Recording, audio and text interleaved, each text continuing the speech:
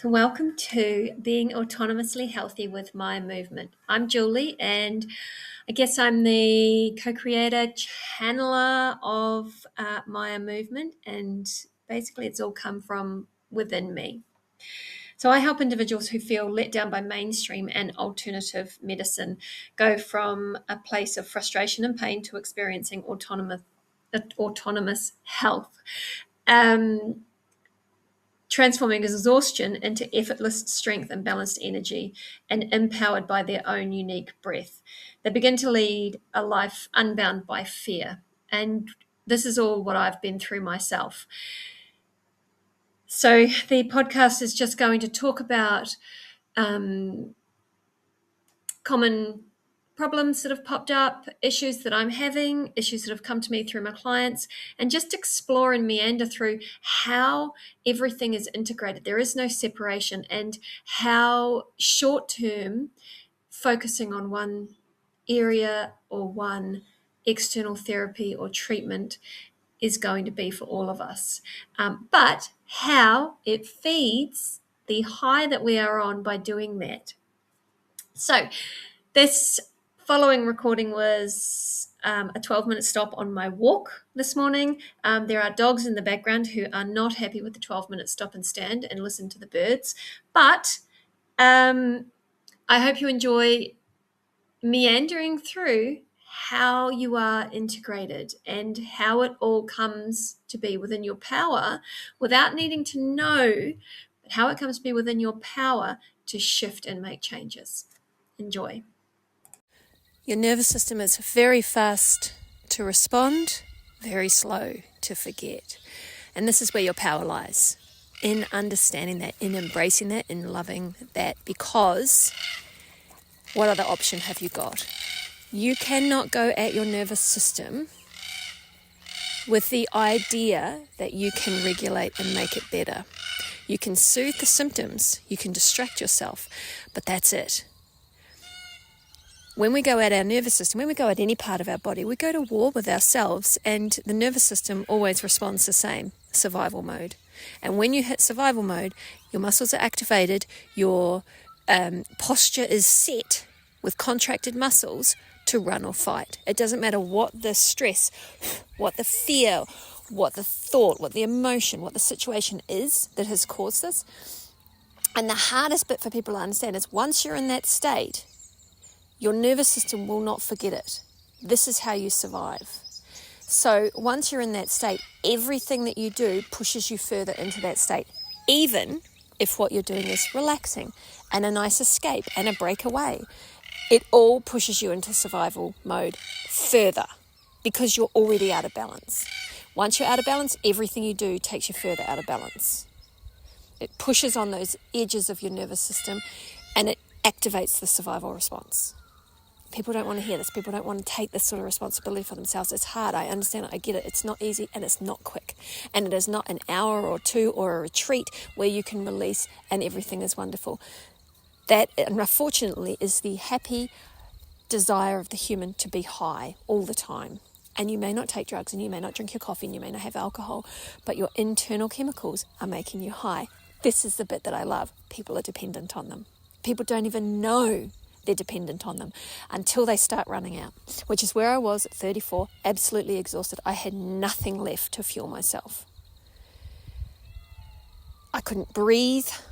I couldn't sleep. I was done. So I had to sit in that state knowing that this was my nervous system doing the absolute best it could. And I had to love that. Because if I didn't love that, if I didn't give my nervous system back its power, nothing was going to change. And the only way to give your nervous system back its power is to get out of your head, stop thinking that you have the mental capacity to control and shift your nervous system. You don't. The nervous system is far faster and quicker than your mind can possibly be. Your mind is amazing and creative and made for wonderful things, but your nervous system outstrips it. Like it laps it on the 400-meter track, like multiple times before the mind's even clicked in. So we cannot use our mind to shift this. So we have to use our body. We have to use our understanding in our mind that we need to step our mind away and use our body and stay with our body. Because each time we set an appointment in the future, we put ourselves aside. Once I get there, once I do that, everything will be better. Every time we pick a retreat, I'll go there, it'll be okay. And we flog ourselves up into those points. And this is what you interrupt when you understand the power of rest. And when you understand the reality of what true rest actually is. So we use with rest, we start learning in kind of still positions, we start learning range of motion, we start feeling our unique breath based on our range of motion. Our range of motion is linked to and caused by our muscle tensions that our nervous system has contracted to keep us upright and in survival mode. The adrenals are always pumping. Every move we make presses that little button and releases more. And our dynamic posture doesn't exist because our breath is not able to move through our body. Our range of motion has got us contracted down. Our nervous system is holding us so tight to keep us upright. It's a mess.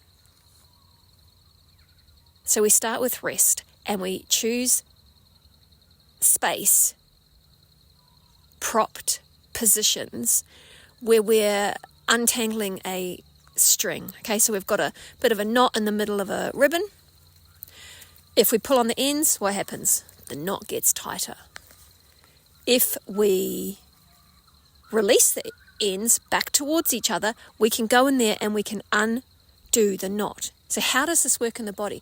The ribbons are any of your muscle or fascial lines where they connect from point to point at bones, where they connect, where they reach a pinnacle and that's their point, and then they move on from there. Okay, any soft tissue, any fluid flow, those ends need to be released back towards each other so that your breath can get in there and work out the tension in the knot. This is the key. And it's not breath that you direct, because as soon as you mentally direct breath, you have to be using muscle contraction and control to get this done, because the breath is completely involuntary. Come here and sit down. As soon as we turn mental control to our breath, we are using a limited state, which our nervous system recognizes as a survival issue, because we're not fully breathing, because the nervous system is what organizes that and does that. So as soon as we direct our breath, count our breath, hold our breath, pause our breath, push our breath to a certain space, deepen our breath, push our breath to a different certain state, breathe one nostril, breathe the other nostril. As soon as we start doing that, we have chosen a limited state. Now, if our breath is already interrupted because of muscle tension that's already activated, already stopping us, then we're going even further into limited space. We're stressing our nervous system out even further, which ensures from whatever area has still got energy in our body, that energy will be drained, pumped into the nervous system fight-flight response, adrenaline will be pushed out, and you'll get the high and the pain-killing and the numbing and the feel-good hormones that are required to allow you to push through. So the breath, if we go back to the tight muscles, the tangled ribbon, the breath is what unravels it, and it does it like sloshing water, gently washing away at the beach, at the side of a river cliff. It just gently works its way through,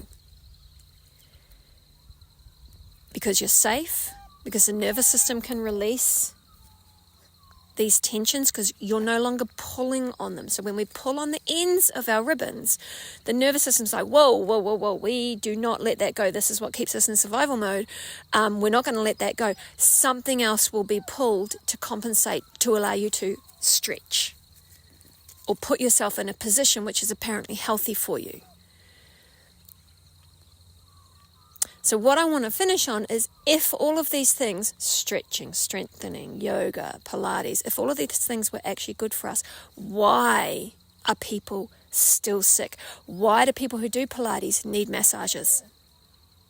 Why do people who do yoga need massages? Why do people who do these things need to have treatments? Why do people who do heavy lifting need to have massages, chiropractic, physio? They're not working. They're actually hurting us. And it will mask for a certain amount of time, and this is relevant to epigenetics, this is relevant to your ancestry and all these things. Like, where you start in this life is the culmination of all that has gone before you. So where your parents were when they conceived you, the stress that they had, that's part of where you're going to start at that level. And from there, we're going to do everything that our parents did, which is hold our shoulders up, hold our stomach in, stand up straight, sit up straight, and we're going to make ourselves worse. We're going to get tighter and tighter and tighter, so that illnesses of our parents and our grandparents come in earlier and earlier in age.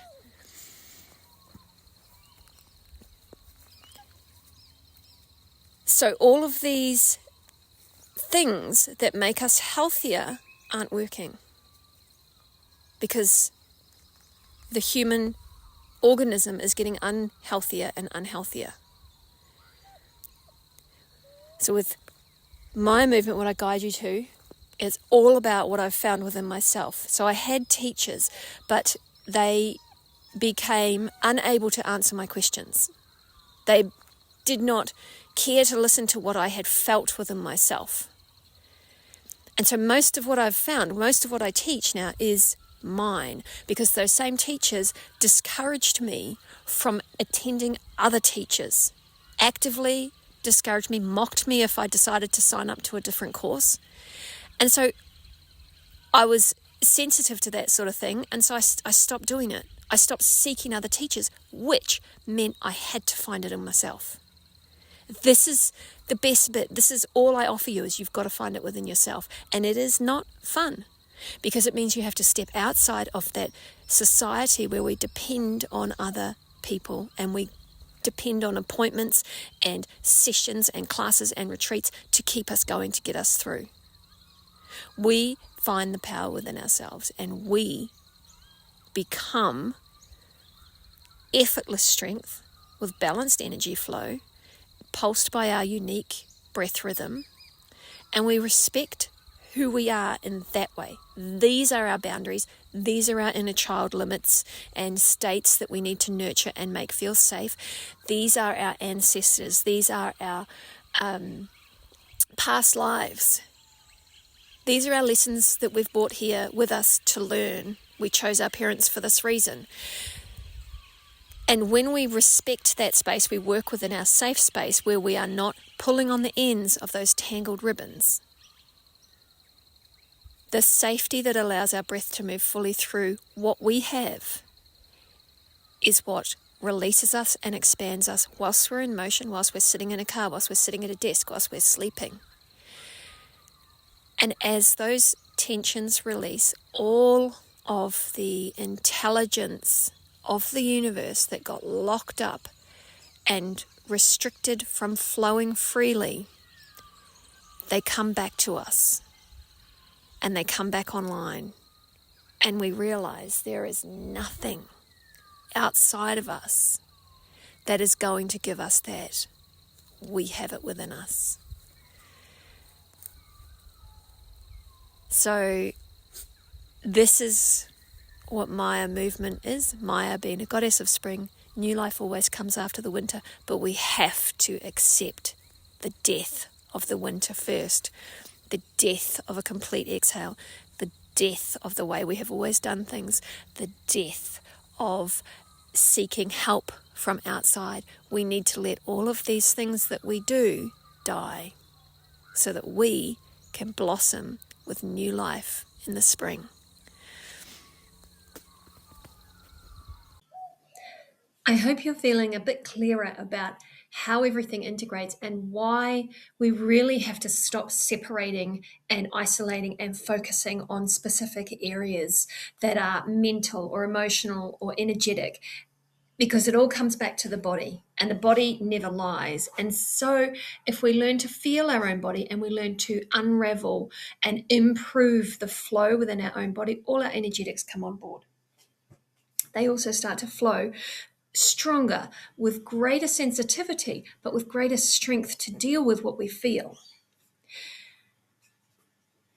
The first stage is rest, as I mentioned, and if you are wanting to improve your rest, then click on the link, gain your 1 month access to the rest online library, the guided rest online library. It has multiple files for different positions that people would like to sleep in, and it has audio files that you can put on so that you can keep your focus a bit easier, because it's very difficult to keep our focus on ourselves when we are in this world where we are taught to focus outside ourselves.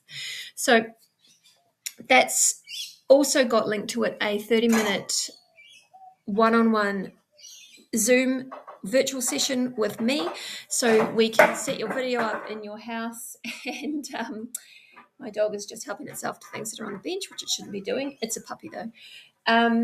So we can set yourself up in your house, and I can help you refine what you're doing so that you can get the ultimate rest, even if you don't sleep. And that's the key. We have to interrupt this cycle, and you have to at least feel rested, even if you're not going to sleep. And then we start there and we expand from that point. Thanks for listening, and I look forward to sharing the next forest ramble with you. I hope you're feeling a bit clearer about how everything integrates and why we really have to stop separating and isolating and focusing on specific areas that are mental or emotional or energetic, because it all comes back to the body, and the body never lies. And so if we learn to feel our own body and we learn to unravel and improve the flow within our own body, all our energetics come on board. They also start to flow stronger, with greater sensitivity, but with greater strength to deal with what we feel. The first stage is rest, as I mentioned, and if you are wanting to improve your rest, then click on the link, gain your 1 month access to the rest online library, the guided rest online library. It has multiple files for different positions that people would like to sleep in, and it has audio files that you